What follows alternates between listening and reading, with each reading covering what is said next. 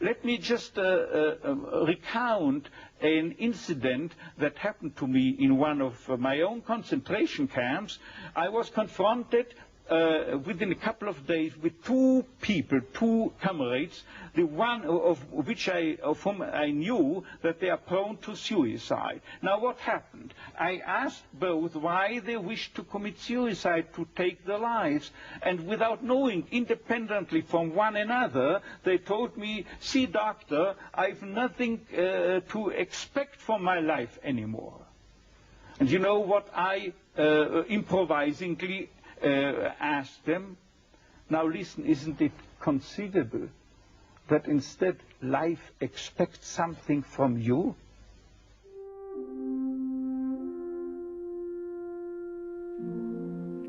Viktor Frankl, born in Vienna, Austria on March 16, 1905, died September 2, 1997. He was a witness to nearly 100 years of the developing field of psychotherapy. Frankl first became interested in psychology as a teenager. At this age, he began developing a regular correspondence with Sigmund Freud, even submitting a paper to the International Journal of Psychotherapy at Freud's encouragement. Frankl also established a relationship with Alfred Adler around this time. However, these relationships were short-lived, as Frankl did not believe a man's primary motivation in life was a will to pleasure, as Freud believed, or a will to power, as Adler postulated, but a will to meaning. Today, the search for meaning is what has become frustrated, and people, our patients, complain that they cannot see any longer a meaning or purpose in their lives.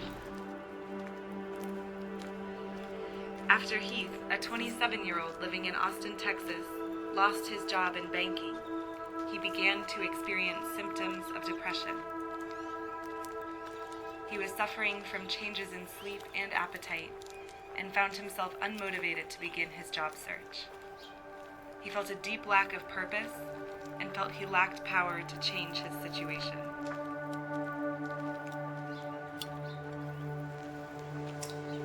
Yeah, I just couldn't really bring myself to get out of bed in the morning. I would look at job postings and almost immediately think, what's the point? It was really rough, and I felt like the world was against me, and like nothing I did mattered anymore.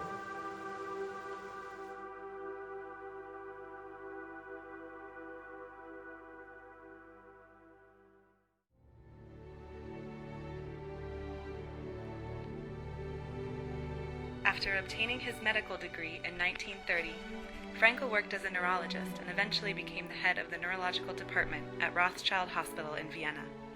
During this time, he continued to develop his theory of logotherapy, or healing through meaning. After the Nazi occupation of Vienna, Frankl, who was Jewish, was granted a visa in 1941, offering him the rare opportunity to leave Austria for the United States.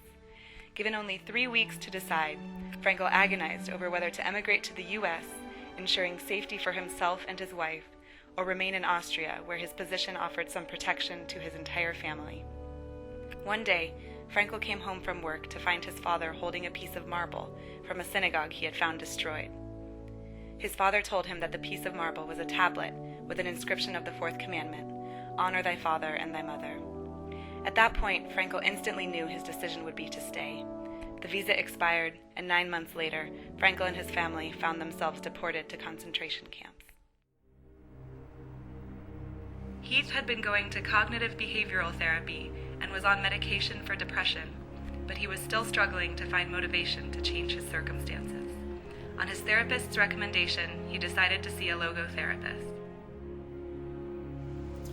Heath came to me as a supplement to his normal therapy, rather than a substitute. And that's really how Viktor Frankl intended it to be used.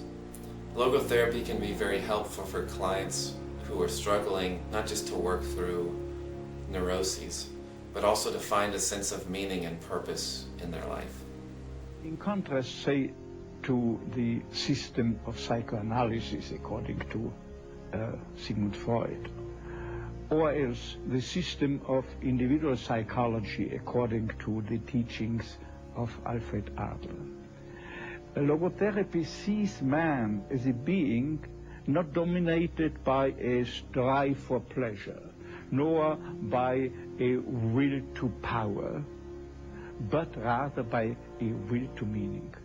And man's search for meaning is the basic motivational factor operant in being human. According to Frankl, man lives in 3 dimensions: the somatic, the mental, and the spiritual. The spiritual dimension cannot be ignored, for it is what makes us human. It should be noted, however, that within the frame of logotherapy, the spiritual dimension is not referring to religion, but to the will to meaning.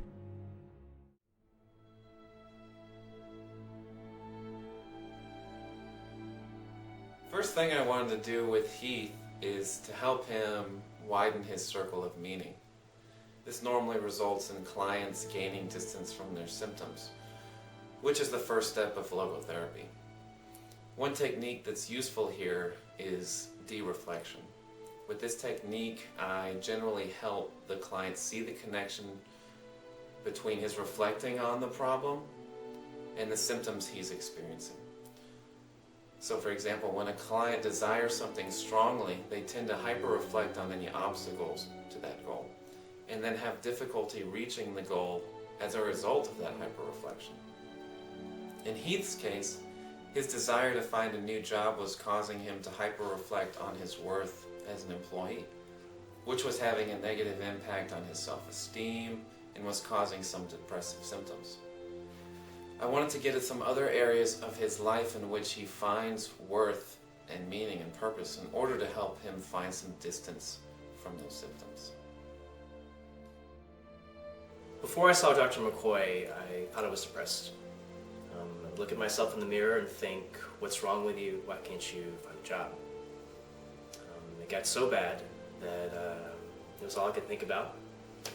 And even the thought of sending out an application seemed pointless. It was like I was setting myself up for failure again. And it wasn't until Dr. McCoy asked me to make a list of all the activities, all the things that enrich my life. I started to remember how much I loved carpentry and working with my hands. And it gave me a sense of worth that sitting behind a desk never could. And even though I still didn't have a job, it didn't feel so bad because I felt like I was creating something that I could be proud of.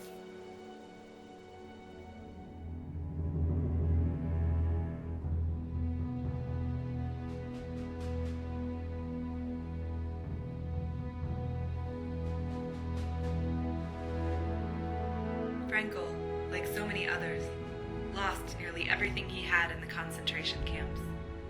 He lost his family, learning after his liberation from the camps that his mother, father, first wife, and many other loved ones had died. He entered the camps with his first manuscript on logotherapy tucked into his pocket, and lost it on his first day. He witnessed atrocities beyond comprehension, and death was part of his daily experience. Instead of losing hope, Frankl dedicated his 3 years in the camps to rewriting his manuscript, which later became The Doctor and the Soul. He attributes this work to his survival. He physically and psychologically put the key tenets of his theory to the test, proving that a strong sense of meaning and purpose was not only vital in life, but in horrific and unalterable circumstances was crucial for survival. The 4 concentration camps in which I had to spend 3 years were in a way a testing ground, an acid test to confirm, to validate practically, empirically in the widest sense of the word, my theories that I had developed previously. In his book, Man's Search for Meaning, Viktor Frankl describes his experience. We who lived in the concentration camps can remember the men who walked through the huts, comforting others, giving away their last piece of bread. They may have been few in number, but they offer sufficient proof that everything can be taken from a man but one thing, the last of the human freedoms, to choose one's attitude in any given set of circumstances, to choose one's own way. and there were always choices to make. The ultimate freedom is always and remains always reserved to ourselves. That is the freedom to take a stand to whatever conditions might confront us. How we react to the unchangeable conditions is up to ourselves. In other words, if we cannot change the situation, we have always the last freedom to change our attitude to that situation. The next step in logotherapy is the modification of unhealthy attitudes. The goal here is for the client to change his attitude of because this happened to although this happened.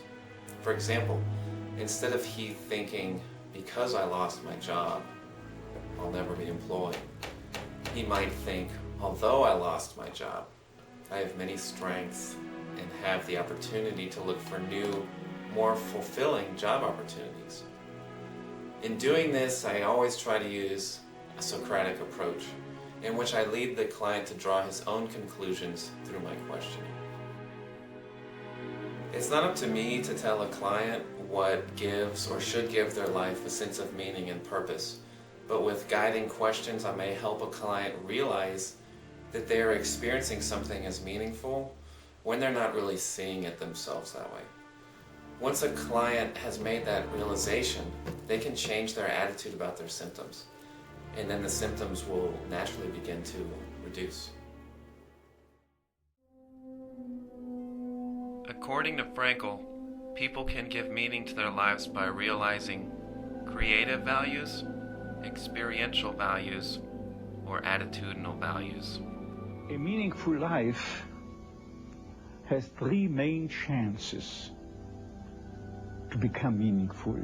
That is, namely, by doing a deed or creating a work. Second, by experiencing something or someone. But if need be, if you are confronted with or facing a situation which is unalterable, a situation that has caused you suffering, even then you may, so to speak, still squeeze out from such a situation a potential meaning to fulfill by the attitude that you are adopting in such a situation. The last step of logotherapy is to facilitate a client's search for a new meaning.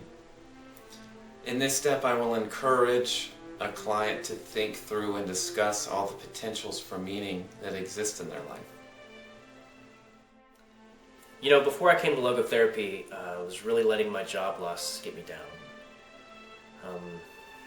I felt like my joblessness defined me, and now I see that there are so many other ways that my life has meaning. It feels really good to be creating something again. I've realized that I'd like to give back and direct my energy outward, and I've really clarified my values through this process. Dr. McCoy helped me to take responsibility for my happiness, and once I started to see meaning elsewhere, I started to find it everywhere. I once received a letter from a young Texan student who told me his own story. At the age of 17 years, he had an accident, and from that time on, he was paralyzed from the neck down. And he wrote to me, "I broke my neck, but it did not break me."